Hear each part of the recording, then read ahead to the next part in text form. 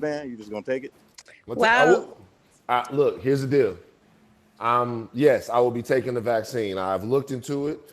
I have researched the science, and I've been vaccinated before in my life. I don't see any problem with taking the vaccine. I really don't. By the way, I realize it's a personal decision everybody has to make for themselves. I think I think the responsible decision is to try to stop the disease in its tracks. And so I'm doing that. I'm taking the vaccine. I think the responsible decision is to stop Bell's palsy in his tracks. Well, I mean, look, let's look at that. Number one, the incidence of Bell's palsy, and if we're being real, mathematically, the Bell's palsy that has been shown in the vaccine resolves itself, number one. Number two, the incidence of it happening is so small that it's like clinically non-significant. It's not like 25% of people that take the vaccine are getting Bell's palsy. It's not like 5%. It's not like it's 2%. It's not like if your argument for not taking the vaccine is you don't want to get Bell's palsy, well, then you should never get on a plane again. So, Van, do you think that this vaccine was something they've already been working on? Because the turnaround was too quick, and if they knew that this was supposed to be planned, and they had already started working on it in the beginning. Okay, so real quick, I'll unpack that. So I spoke to an epidemiologist about this. I talked to him about the vaccine. So he's an epidemiologist. Actually, Royce, he's up there, a Muslim guy up there in Michigan, where you're from. So he's been a doctor for, I think, 10 years. Here's the thing about the vaccine and the way they turned it around so quickly. When he was in medical school, he was hearing about the technology that this vaccine uses. So the technology that this vaccine uses, once again, I am not pushing a vaccine on anyone. I'm telling people that I understand from our community how difficult these choices can be, why we feel the way that we do, and nobody is wrong. Nobody is wrong in feeling skeptical about anything that the government says to do. So I just want to make sure that people hear that from me because I'm not pushing anything on anyone. But the technology that the vaccine uses is an mRNA technology. That technology they have been working on as a new technology to vaccinate people for decades.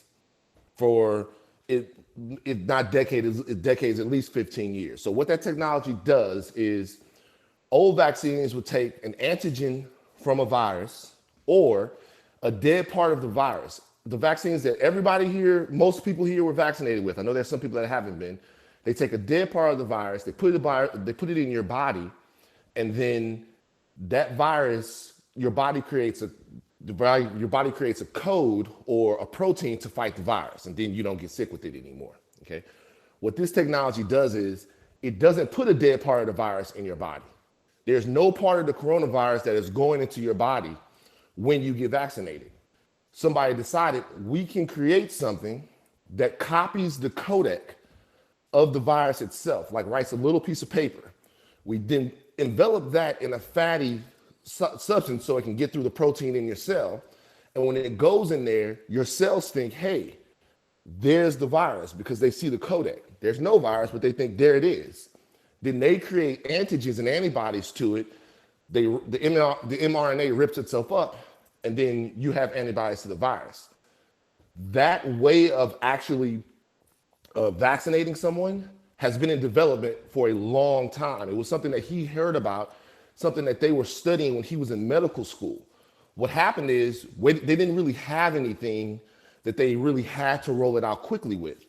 So there are articles in the New York Times that talk about how we had the vaccine this entire time. There are articles that you can read all over the place. Even when this first started, they were like, hey, there's mRNA technology that we could potentially use to roll out a quicker version of the vaccine that if we didn't have that, if we hadn't already been studying it, would have taken us 10, 20, 15 years to produce. So what they did was they used that, with these research that they were doing on coronaviruses already, because some of this was predictive. Some of this was, hey, this is probably the next pandemic that would hit us. And then they rolled it out and now it's here. Now, that doesn't mean that when you put it in human trials, that it's gonna act the way you want it to act. That's why you have to combine the technologies, do the trials, and then see what the findings are. But there's really no reason for people to be specifically afraid once we have the conversations about why we would want to take the vaccine, why we would want the pandemic to come to an end. And that also doesn't mean to get off your turmeric, to get off your vitamin D, to stop taking your sea moss, to stop eating your leafy greens, to stop going out walking in the sun, getting your vitamin D. All the stuff that you might get from the Eastern medicine. I go to acupuncture. I drink soursop every morning. I do all of that. But also, if I get a headache that's too bad, I take aspirin. Like if I have preventricular contractions, like when I get stressed out, my heart skips a beat, right? Like I don't go to a faith healer for that. I go to a cardiologist. So there's really not a lot of reason for us to be so fearful once we've done the due diligence. I think we have to have conversations as a community about how people are going to get their businesses back open, how people are going to get, how we're going to move past this pandemic. And the only way we're going to move past this pandemic is either herd immunity, which is going to mean hundreds of thousands of people, more people dead, or medical science and a vaccination, which would mean that people would have to get vaccinated. Now, once again, if you decide you never get vaccinated, right, then what they did to us in Tuskegee was fucked up. I live in a food desert. I don't trust the government. Cool, I'm not fucking with it. You can come hang with me.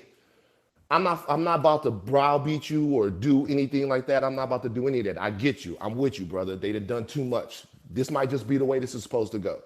So then, if that, based on what you're saying, what the guy said, that from what you said in the beginning, if that was the case, why wait until a global pandemic happens for them to provide something such of this nature versus being available for us throughout the days anyway? That Well, codec technology, they've been trying to roll that out for some years. They just never had to deal with a pandemic where the virus was new. Yeah, like it was all eyes on them. Like right. So they never, they didn't come up. I don't want anyone to believe that they just came up with this technology in March or no, they didn't. You know, they've been trying to roll this out for some years. I think to Van's point, I think we as Black people, we have a responsibility to our communities to start to take these, to start taking a deeper look at some of these stances we take. Right? I get the anti-government stance. I get it. I get when people want to bring up the Tuskegee Airmen and the Tuskegee Project and the syphilis, but we're talking about a disease that went untreated for 40 years, right? The issue was not a the issue was not a vaccination. The issue was they did something to these men without a vaccination. They went 40 years. Right now, we're dealing with a vaccination. We got to start thinking about that, especially when we start looking at just how disrespectful and how disproportionate the numbers show Black people are treated in the medical field. This is an opportunity to start fixing some of this or start saving some lives, because no other community has been hit or ravaged harder during this pandemic than the Black community. So we just gotta take a second look at how we're taking a stance against this virus and this motherfucking vaccine.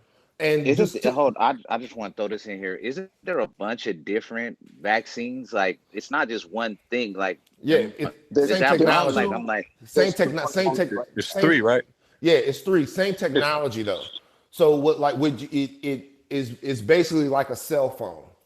Their cell phones do the same things, but they come with sort of it's the same technology. They use the same technology. Some vaccines, like for example, I think it's the Pfizer vaccine probably has the most efficacy. It's probably the most effective vaccine, but it's the least practical because it has to be kept so cold. So you might really the benchmark that you have to meet for your vaccine to really stop the pandemic is probably around 70 to 80% effective. But that one was 95% effective, but it has to be kept so cold that there might be places in hard to reach parts of the world like Africa or South America where that vaccine is less practical because the refrigeration is not going to be as sophisticated there. So in that case, you might need a vaccine like the Moderna vaccine that don't hold me to this. There are 3 different ones, and they have 3 different sort of profiles that might actually be able to survive warmer temperatures, but might be a little bit less effective. You could still save and help people, and it might be a more practical vaccine. But they all utilize the same technology though. It's mRNA technology that all the vaccines are using.